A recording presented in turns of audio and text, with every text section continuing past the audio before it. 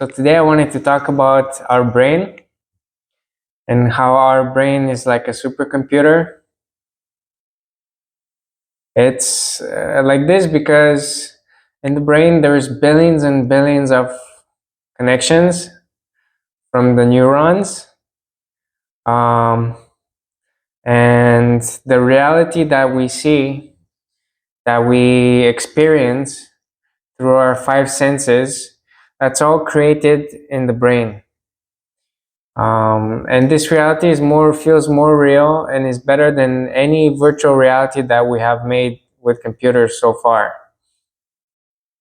So what happens when you get information through your nervous system from your five senses is that these signals go into your brain. The brain processes them and then creates this whole reality that you experience. So which are some of the ways that we can stimulate our brain and kind of tweak how we use our brain? One of the ways, it's reading.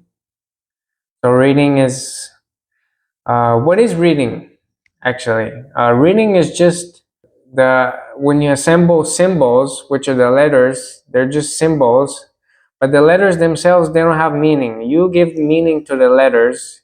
Each letter corresponds to a sound and so on. You assemble them and each word has a meaning, and then you create the image of what you're reading inside your mind.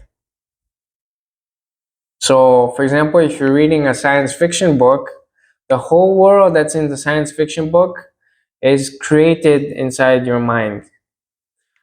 So, reading is a very good way to use your brain. The next way is through meditation.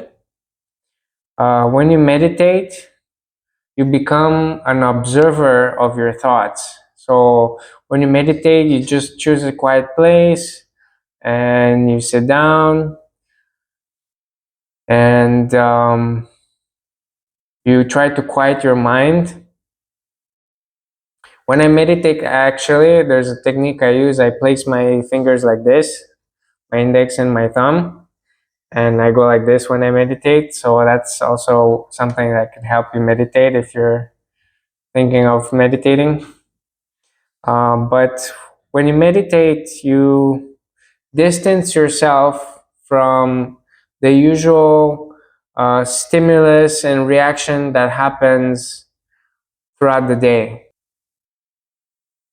So you can become an observer of the thoughts of your brain, and your brain can come up with some pretty extraordinary thoughts. The more you meditate, you will see that the things that you start to come up with are very extraordinary.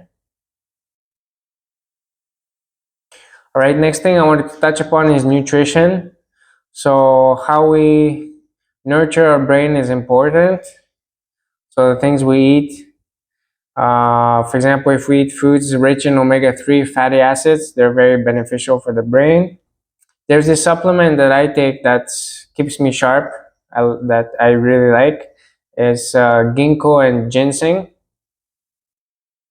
And there's a whole range of supplements that exist. It's called, if you want to go down that path and are into supplements, it's called nootropics. So it's spelled Nootropics. So there's a whole science behind supplements that affect the brain. But it's not the most important thing. Your brain is already right off the bat, has everything that it needs to think well. So it should have all the elements to be able to think well. Then I wanted to talk about processed sugars. When you eat processed sugars, there's actually a sugar spike in the bloodstream, and then after the sugar spike, there's a crash.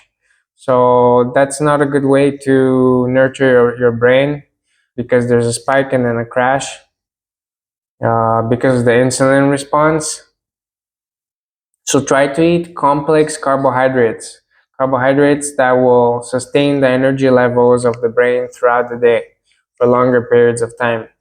But if you didn't know, the brain is actually only running on sugar, on glucose. That's what feeds the brain.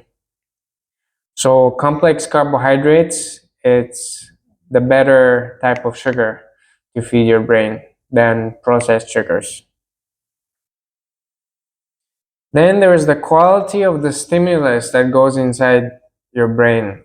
How, when you stimulate your brain with different things, for example, you're watching a movie or reading a book or meditating or whatever you're doing throughout the day, try to increase the quality of the stimulus so you can have quality coming out as well. So quality going in and then quality coming out. If you're doom scrolling all day, it's no good. These short form video content can affect your attention span, and also after you watch all these short videos, you don't remember what you have seen because they're very, very short. So try to increase the quality of the content. Try to watch long form content, things you can remember, things that have a logical flow to them. So again, reading is a very good example of a good quality content for your brain. All right, so that's it for this video. Thank you for watching. Please like and subscribe if you enjoyed it, and I'll see you in the next one. Bye.